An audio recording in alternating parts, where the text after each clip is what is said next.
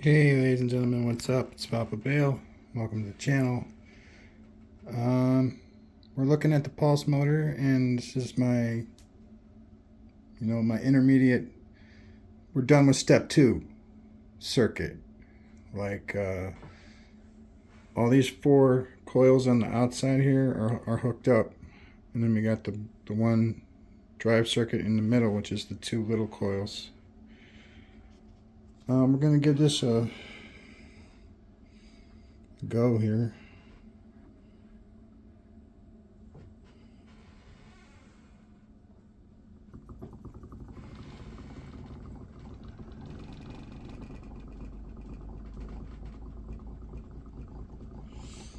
Currently we are generating yay AC volts.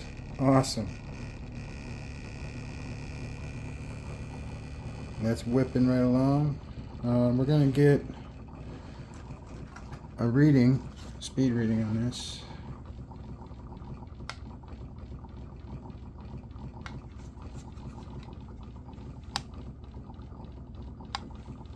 $15.60.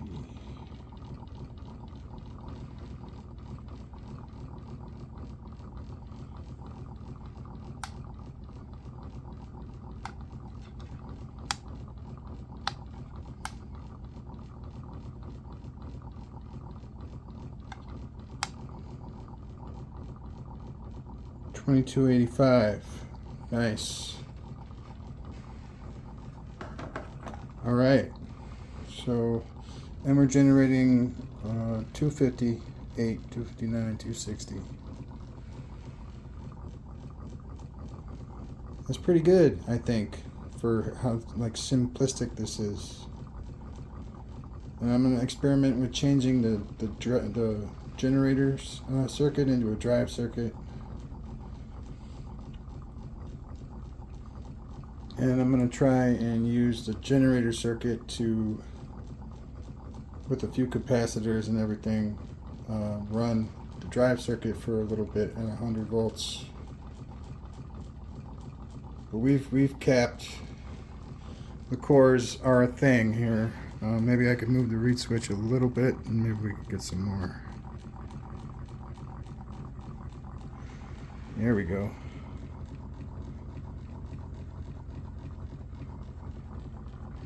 Phenomenal, dude. It's awesome. And it's not going so super fast right now, I don't think. Here, we'll use this again.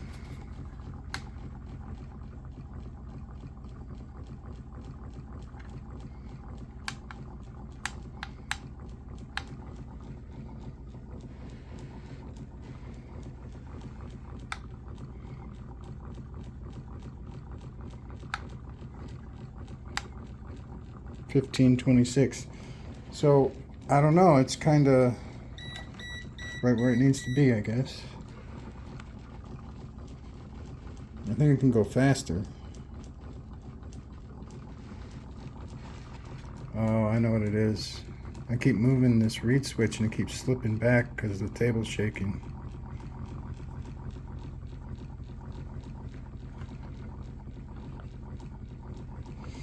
Yeah, that's what it is.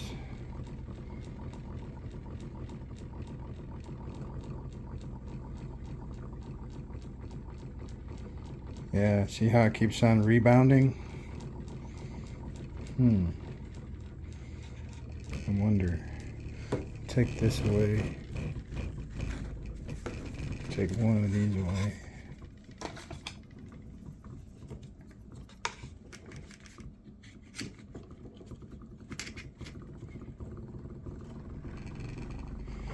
See how that works.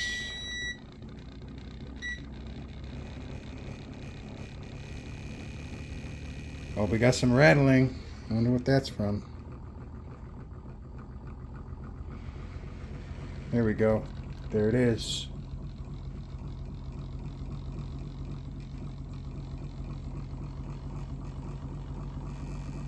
$2.90.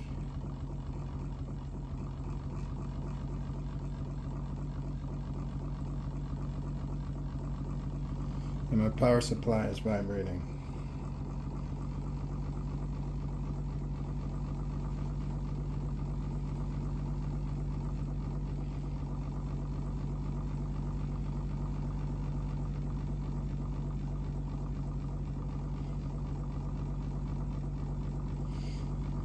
cut it back. It keeps on getting to like 299 volts. I think what I'm going to end up doing is putting the reed switch on something else that won't move as much.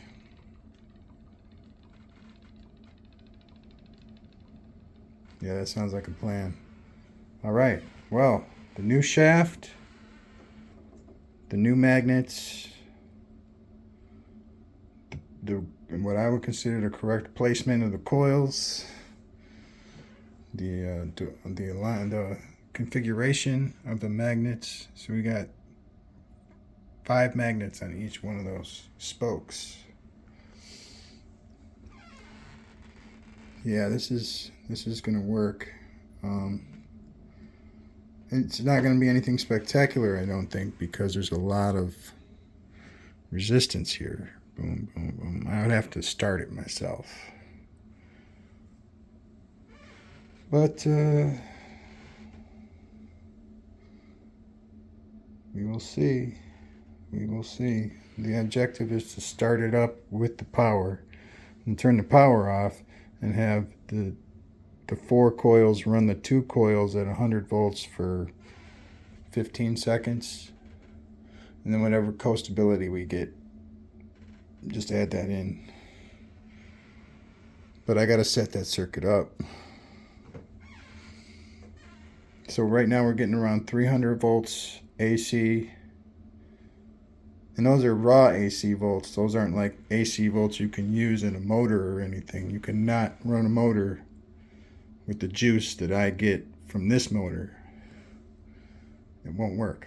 It will not work. You got to run it through some processes, and by the time it gets out the other end, you're only going to have like 11 or 12 volts.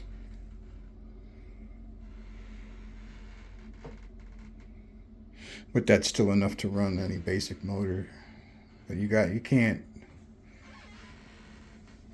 I mean, you can run a light, but I've tried running motors and it will not work. It will not work. Not even with the,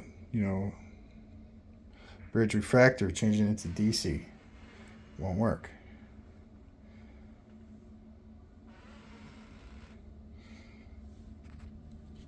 And I'm thinking it's because there's not enough current being generated with these coils. These coils would have to be scrapped completely because they only produce volts. Now we need to have a thicker wire and probably much more powerful magnets. Or a bifilar coil. I prefer this style. Okay, I'm not doing, there's no pancake. Maybe I'll make one pancake bifilar coil and I'll put it underneath this rotor and see what happens. Other than that, I would maybe just I wouldn't twist them because I'm not looking for an anti-phase situation here. I just want to get amps and volts from the beginning of the circuit to the other side of the circuit. That's what I want. I want this thing to generate wattage, not just voltage. So I'm thinking in order to do that, we're going to have to utilize, thicker wire. And we're going to have to utilize this.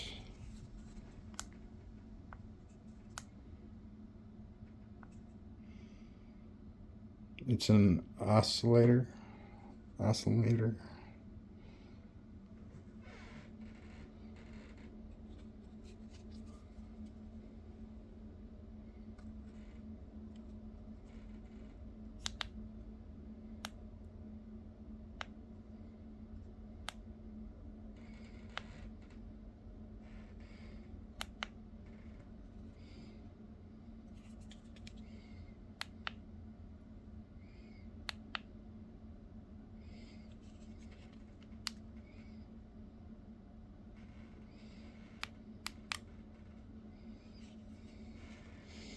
Run it in auto.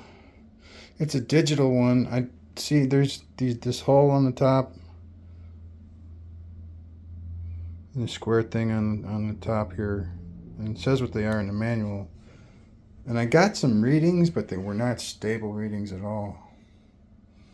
I kind of want to turn this thing on, and I really would have preferred to have some wires or some, you know, certainty as to what I was reading.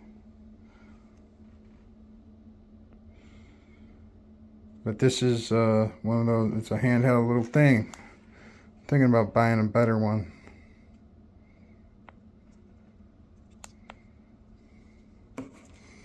Alright, so that's that. Here's one of the capacitors that I'll be using.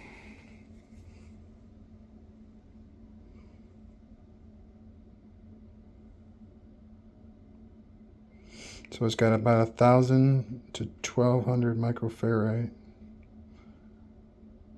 And it's voltage AC 110, 50 to 60 hertz. What I want to know, what I really want to know, is how many hertz is pumping through this thing. How, you know, I heard that the hertz is the frequency, right? How do you measure the frequency? I would assume each rotation is 12 to the frequency because there's 12 magnets, but then it could be more.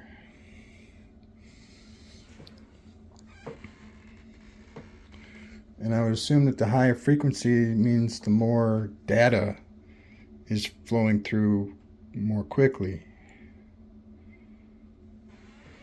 So, but I don't know. It's 50 to 60 frequency, and I think that's pretty good. I got two of them. I got that one, and I got that one over there. And then I have this man right here. It's 110, but it's got 22,000 microfarad.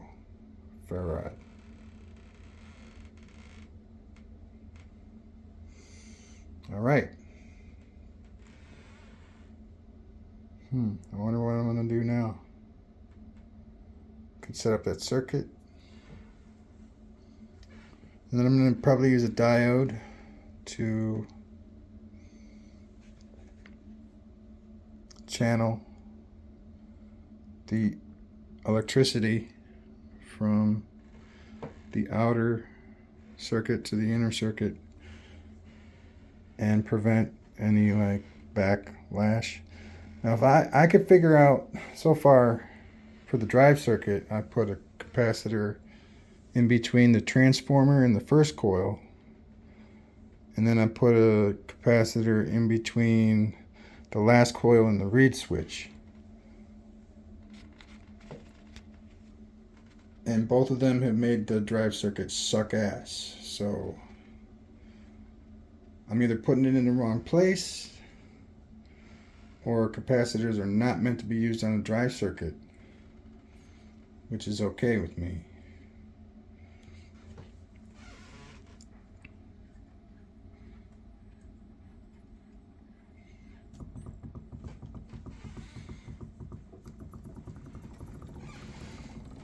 So cool.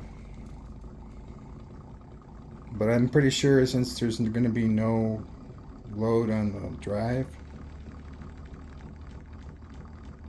well, there'll be a load.